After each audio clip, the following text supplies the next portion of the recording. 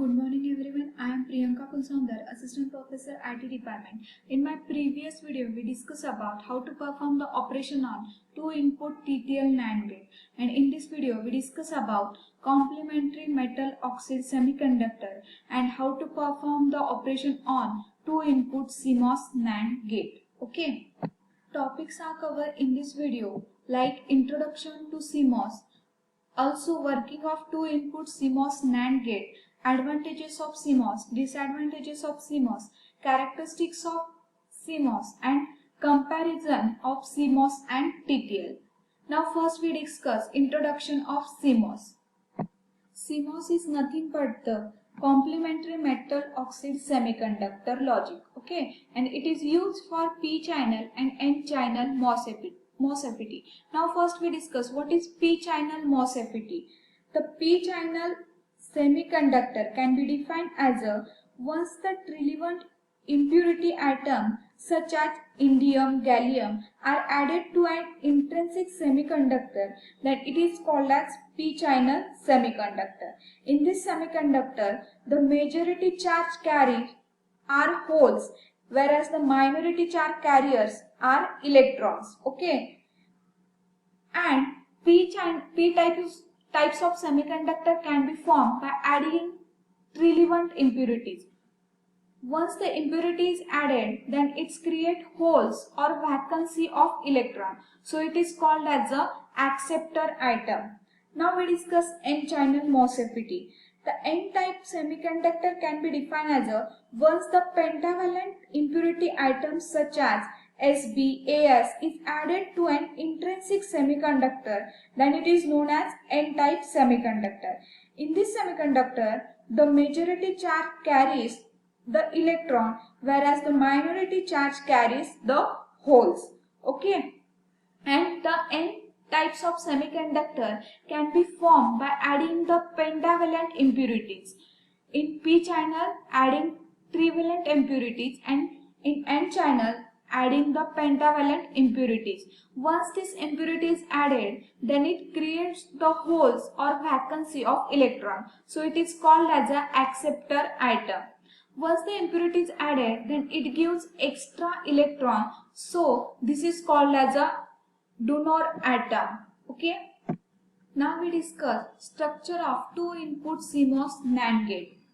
In CMOS NAND gate, 2 p-channel MOSFET, that is Q1 and Q2. These two are p-channel MOSFET are connected in parallel.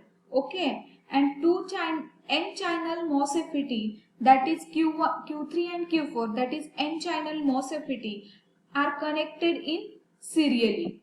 Okay, and the input A connected to the gate Q1 and Q3.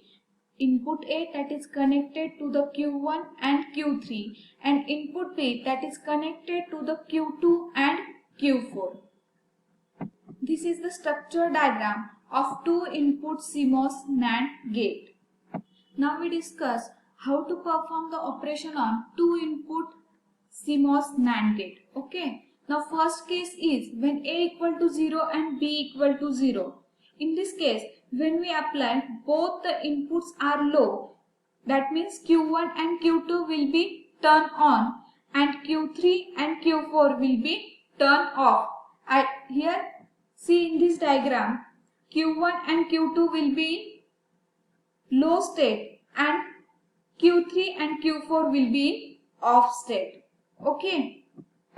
Now the second case is that when the input A equal to 0 and B equal to 1.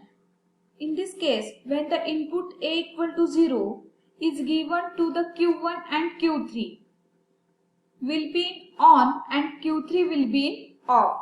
It means that Q1 and Q3 and Q1 will be on state and Q3 will be off state. And when the input B equal to 1 is given to Q2 and Q4, in this case Q2 will be in off state and Q4 will be on state. It means that the output Y will be high. High is nothing but Y equal to 1. Now the third case is that when input A equal to 1 and B equal to 0, in this case A equal to 1 at an input to Q1 and Q3. So the Q1 will be in off state and Q3 will be in on state. And on state, if B equal to 0, in this case Q2 and Q4 is applied. So Q2 will be in on state and Q4 will be in off state. So the output is nothing but Y equal to 1, that is high. In case 4, when A equal to 1 and B equal to 1, we can apply to both P channel and N channel MOSFET. The Q1 and Q2 will be in off state and Q3 and Q4 will be on state. So the output Y equal to 0, that is output low.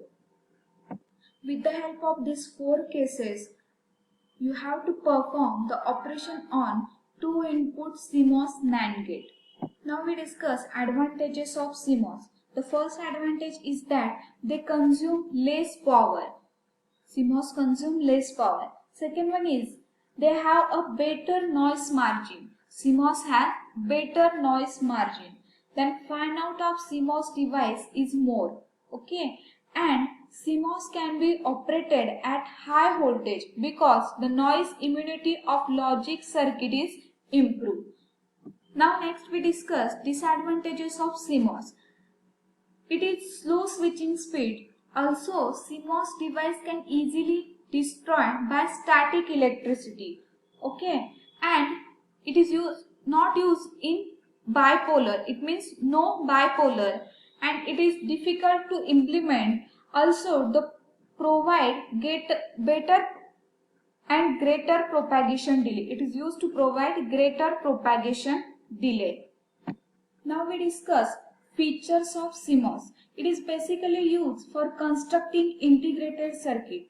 Also it is used for microprocessor, microcontroller and RAM, etc.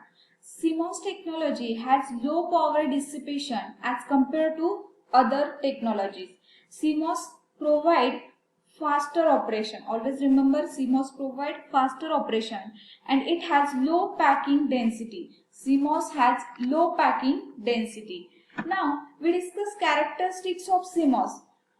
So characteristics of CMOS included power dissipation, noise margin, fan out, propagation delay and operating speed. As I already discussed the characteristics of integrated circuit. So first we discuss power dissipation.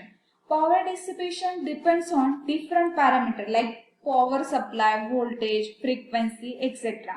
And when the CMOS is in static state, the power dissipation is low. Always remember, as compared to the TTL, power dissipation is too small. Okay. Now the next one is noise margin. Noise margin is different from different CMOS integrated circuit.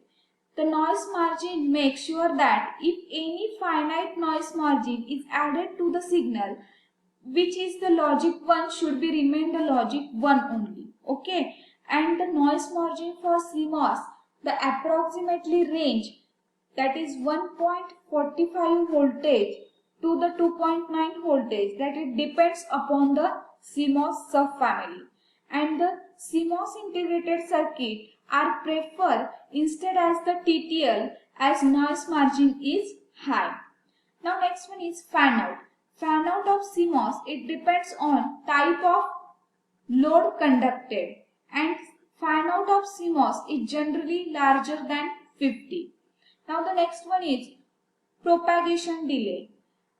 Delay can be measured instantly. It is generally measured after 50% of transition of input and output. Always remember, propagation delay measured in nanosecond.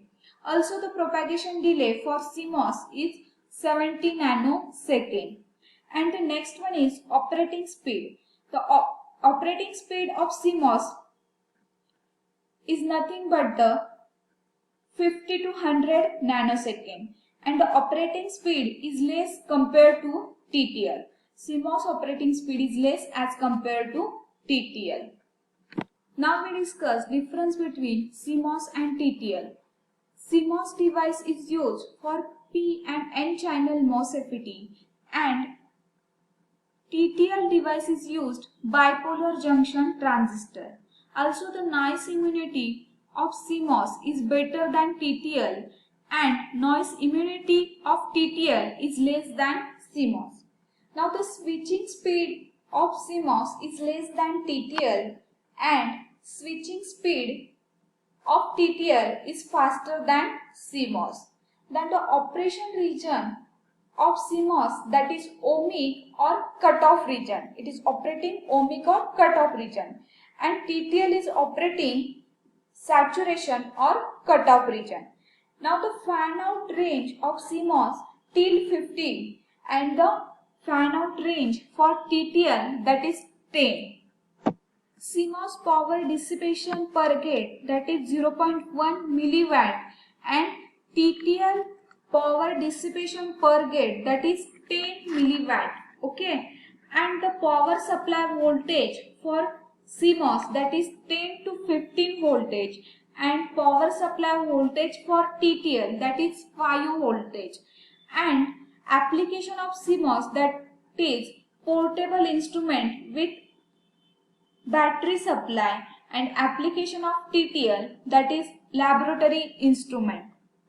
In this video we discuss about CMOS introduction, then how to perform the operation on 2-input CMOS NAND gate. Then also we discuss advantages and disadvantages of CMOS.